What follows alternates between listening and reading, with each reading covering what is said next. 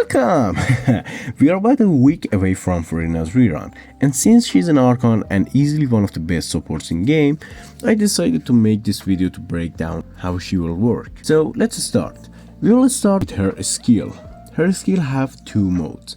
One of them is the damage dealer, that she will summon 3 Hydro creatures that attack enemies, and by every attack they do, you will lose some HP in your party members. After you use charge attack and then use a skill, she will just summon 1 puppet or replacing 3 puppets with 1 that will heal your active character. And one of her biggest advantage is her 100% uptime. Her skill lasts longer than its cooldown. However, note that in co-op, only one Furina can have her skill activated at time.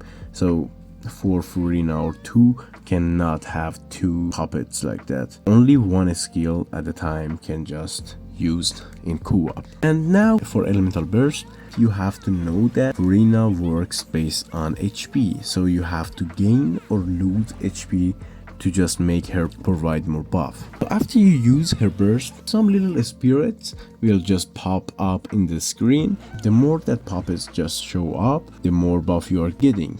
So first time they are so little, like 3 or 4 spirit, but at maximum buff there is so many more puppets. So how you can just raise the number of these spirits? You have to lose or gain HP in your party, not only one character, okay, your party, because she needs so much stacks. And how to maximize her burst? So you have to use some good healers like Baiju, Jean, Sayu, Barbara or Charlotte or even Shanyun that can just heal your entire party with one hit. You can use single target healers like Bennett or Barbara's skill that heals your active character, but you have to use better than this to get her buff faster. Some characters like Nobilette made for her.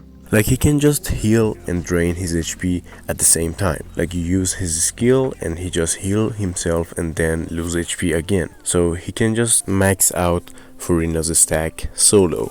And about the signature weapon, no, she doesn't need the signature weapon and it's not necessary for her. You can just use some 4-star or even 3-star weapons for her. Another good point about Furina is that she can be a support for like characters like Lini if you are using Vaporize team. The characters that cannot get Hydro application with like Yelan or Xingqiu, you can use her and she can just easily apply Hydro to the enemies without you doing anything. You can just focus on your charge attacks and she will just easily apply Hydro. So that was all about Furina that you have to know. So for building her, you have to give her HP as much as you can, and I recommend you to give her energy recharge too. And if you don't have a weapon with HP on that, you can just go with an energy recharge because her burst took a little bit time to recover. And you can give her a healing bonus circlet or crit rate circlet. It depends on you. If you want more healing, you can just go with healing bonus. If you want more damage, you can go with crit rate or crit damage. For goblet, you have to give her HP goblet because she is working better with HP. And for artifact set, you have to give her golden troop in Fontaine. And if you don't know who to pick in this banner, I recommend you like this. First of all, if you need a universal support that you can use in every team, Furina is better. And if you don't have any DPS right now, listen, if you don't have any DPS right now, go for Risley.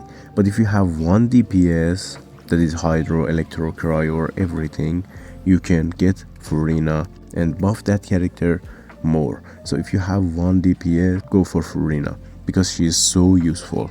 And that's all about this video.